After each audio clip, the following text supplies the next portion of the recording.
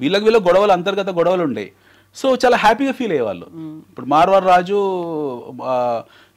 జోధ్పూర్ రాజు మీద సంతోషపడేవాడు. అమ్మ అక్బర్ వచ్చి దాడి చేశాడు, వీడిని కొల్లగొట్టాను, వీడు చాలా హ్యాపీగా ఫీల్ అయ్యేవాడు. సో ఇట్లాంటి మైండ్ సెట్ ఉండేది, నీచమైన స్వభావం ఉండేది. ఆ దరిద్రం ఈ రోజు కూడా ఉంది మన దగ్గర. సో ఆ దరిద్రంలో వాళ్ళు ఉండేవాళ్ళు, ఆ మైండ్ సెట్లో ఉండేవాళ్ళు. అందుకు వాడు చదువు రాదు, అక్బర్కు చదువు లేదు, పాడు లేదు, ఏమీ లేదు, ఎడ్యుకేషన్ లేదు. అసలు అక్బర్ స్నానమే చేసేవాడు కాదు.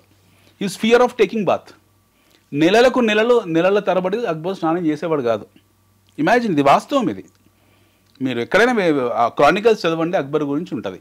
అక్బర్కు ఒక మైండ్ సెట్ ఉండేది, స్నానం చేస్తే చనిపోతాను, స్నానం చేస్తే చనిపోతానే మైండ్ సెట్లో అక్బర్ ఉండేవాడు. సో అందువల్ల ఎప్పుడో అని స్నానం చేసేవాడు కాదు. సో ఇది ఎవరు రాయరు దీని గురించి. అక్బర్ని చాలా అందగాన్లాగా చూపిస్తారు. So he is a man who never took bath. ఎప్పుడో అకేషనల్గా ఎప్పుడో చేసి 1 నెల 2 నెలలు 3 నెలలకు ఒకసారి, అది కూడా వైద్యులు చెప్తే అయిపోతే చర్మ వచ్చిపోతాడు ఆయన అని.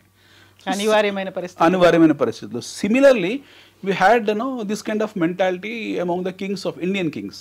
ఈ రాజుల్లో ఉన్న అంతర్గత పోర్వల్ ఏంటంటే, వాడు అక్కడి నుంచి గజ దొంగ గజనీగాడు రావడము, ఇక్కడ లూటి చేయడము, పోవడం. 17 times he has done that. 17 times ఇక్కడ ఎవరికి సిగ్గు రాలేదు. చివరికి వాడికే విసుకొచ్చింది. ఏం ఊరికే రాపోవడమే, నాకు ఆ లైన్లో వెళ్ళి రావడం బోర్ అయిపోయిందని చెప్పి.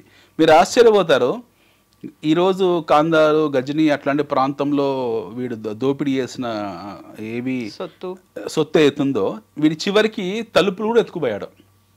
సోమనాథ్ ఆలయం తలుపులు ఉంటాయి కదా, వెండి దర్వాజాలు, బంగారం దర్వాజాలు, అవి కూడా ఎత్తుకొని పోయాడు. అవి ఎత్తుకొని పోయి వాడి కిలాకు పెట్టుకున్నాడు. అవి ఈ రోజుకున్నాయి అట్లా.